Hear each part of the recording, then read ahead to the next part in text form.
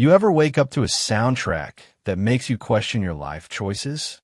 I used to have the dubious pleasure of rising to Manong Isco's overachieving rooster, an avian alarm clock who believed 4 a.m. was the ideal time to scream at the world like it owed him money. But not anymore. Sarimanook had leveled up, and with that upgrade came a new soundscape, a relentless symphony of progress. Boats creaking and groaning at the dock, their timbers straining against the tide. The sharp, nasal bickering of fishmongers haggling over bangus prices, their voices cutting through the dawn, and the rhythmic, jarring thump crunch of construction crews hammering planks into seawalls. This wasn't soft tapping. These were enthusiastic mallets, slamming their truth into the earth, each blow vibrating through the very ground. It was like the town itself had decided sleep was for losers and was now on a perpetual self-improvement arc.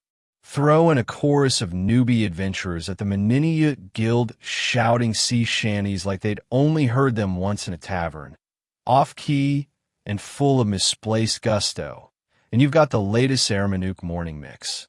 Available nowhere. For good reason. I groan a low, guttural sound and pulled a pillow over my head, pressing it hard against my ears. But it was no use. The cacophony seeped through the thin fabric.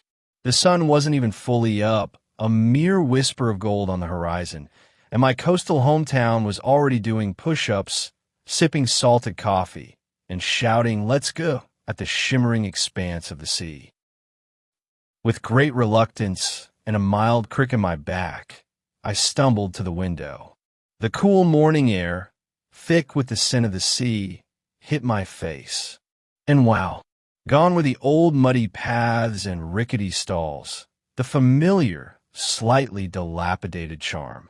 The winding road by the port had been transformed into a broad, even cobblestone stretch, gleaming faintly in the early light. It was now lined with brightly painted bank of boats, their prows pointed towards the ocean, artfully draped with hanging fishing nets that glistened with dew, and towering crates of fresh catch steaming gently in the cool morning air. Kids darted between docked caravans, their bare feet slapping softly on the stone, ferrying notes and snacks, their laughter light and carefree. A sea breeze, briny and invigorating, carried the unmistakable scent of ocean salt, the distinct aroma of dried squid charring somewhere nearby, and someone's aggressively garlicky tapsalog wafting from a breakfast stall. I breathed in deep and promptly coughed, the sharp, acidic tang of too much dang vinegar in the air, stinging my nostrils. A cart trundled past my shop, its wooden wheels squealing a protesting song under the immense weight of what looked suspiciously like enchanted lumber and glowing ingots. It was headed straight for the crown jewel of current construction, the new Meniniut Guild Hall. The damn thing was huge now, a sprawling wooden fortress nestled right beside the pier, its imposing silhouette stark against the rising sun. It was built atop the bones of the old Whispering Seagulls Guild, which I'm pretty sure still existed somewhere inside it. Probably as a dungeon-themed conference room with sticky floors and nostalgic bar stools, a grim testament to its humble origins. Above the arched entry gate, their new banner fluttered in the sea breeze, a bold declaration: Meniniut Adventure Guild, branch formerly Whispering Seagulls. Subtle? Not remotely. Intimidating? A little. Its sheer scale a statement. Convenient? Oh, absolutely. They had plumbing now. That was a game changer. My Lola Inez, may her garlic-haggling soul rest peacefully, would have fainted at the sight of Sarimanook's bustling new dawn. She'd probably demand to know who dared build over her favorite fish stall.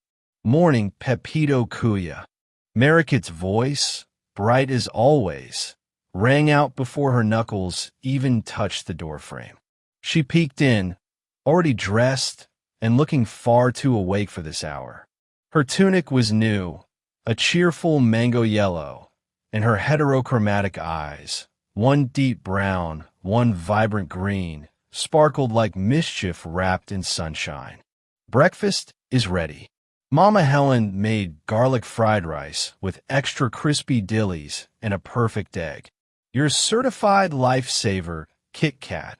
I grinned, already feeling a sliver of the morning's grumpiness melt away. Minutes later, we were upstairs in our newly expanded kitchen, still cozy, just with better seating and more coffee. Helen was humming a soft, tuneless melody as she plated up breakfast, the glorious smell of toasted garlic and fried fish making my stomach growl in anticipation. There's nothing quite like the holy trinity of sin and gag, dillies, and a runny egg to convince you the world isn't entirely awful. Each bite was a small, delicious promise. Seeing Helen and Marikit like this, safe, settled, genuinely happy, never stopped feeling like a quiet miracle. After everything, the chaos and the uncertainty, this was our little pocket of peace. And man, did it feel good. A little too good. After breakfast, Marikit and I headed down to open up shop. That's right, Pepito's Curios and Comforts, now unofficially nicknamed Pepito's Portal to Progress by the locals, was open for business. The front gleamed with fresh mango green paint, vibrant and welcoming, and the new carved sign featured a magical portal that looked way fancier than we were, its swirling depths catching the morning light. Worth every shiny Jinto coin. Inside, the clean, crisp scent of fresh-cut wood and the faint ozone tang from a newly charged power bank replaced the old dusty smell. We doubled our floor space, adding new sections to accommodate the ever-growing demand for Earth-made wonders. On shelves of polished Nara wood, Earth's greatest hits were displayed like holy relics. Sleek power banks next to hand-painted signs promising sun power in your pocket. Gleaming Swiss Army-style multi-tools that made grizzled warriors weep with joy at their sheer versatility. And my personal favorite, collapsible water filters that meant no more rolling the dice with screaming Diarrhea Creek. Just as I was checking an order for a power bank, the door jingled open. Marikit, my favorite little merchant, is your illustrious Pepito Kuya in and accepting Jinto today? It was one of the Meniniya regulars, grizzled, gear-laden, and probably on his third breakfast. Marikit didn't miss a beat, guiding him straight to the solar section. Watching her work, confident and sharp, made my chest swell with pride. The shop was thriving. Sarimanook was booming. Helen was smiling more. Marikit was growing into her own. And that's what scared me. If everything seems perfect, it's because the universe is winding up for a sucker punch. My gaze drifted to the stairs leading to my apartment.